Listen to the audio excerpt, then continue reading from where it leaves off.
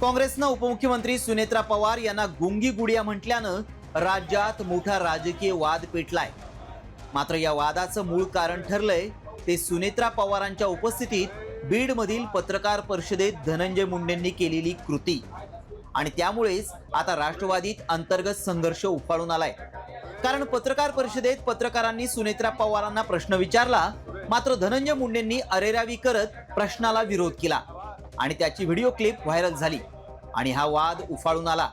त्यामुळे राष्ट्रवादीचे प्रदेशाध्यक्ष सुनील तटकरेंनी जाहीरपणे धनंजय मुंडेंचे कान टोचलेत। वेगवेगळे पालकमंत्री पत्रकार परिषद घेत असताना जिल्हा नियोजन मंडळाच्या बैठकीच्या नंतर त्या जिल्ह्यातील प्रमुख आमदार बाजूला बसतात, हे काही चुकीचं नाही।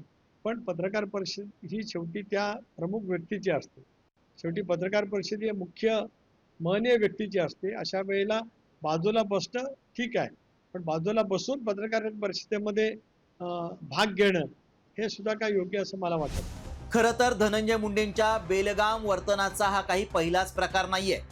बीड जिल्हा नियोजन समितीच्या बैठकीत उपमुख्यमंत्री सुनेत्रा पवार यांच्या समोरच खासदार बजरंग सोनवणे आणि आमदार धनंजय मुंडे यांच्यात विकास निधीच्या वाटपावरून शाब्दिक खडाजंगी झाल्याची चर्चा रंगली होती। इतकंच नाही तर सुनेत्रा पवार बीडमधील शेतकऱ्यांचं शिष्टमंडळ पीक विम्यासंदर्भात निवेदन देण्यास गेलेलं असताना मोठा आवाज करू नका, हळू बोला असं म्हणत धनंजय मुंडेंनी रोखल्याचा आरोपही शेतकऱ्यांनी केला होता। त्यामुळे धनंजय मुंडेंच्या वर्तनाचा मुद्दा नेहमी चर्चेत राहिलाय।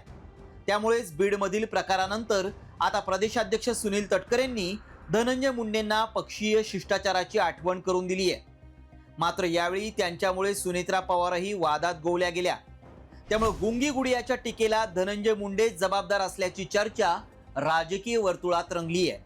ब्युरो रिपोर्ट, साम टीव्ही न्यूज।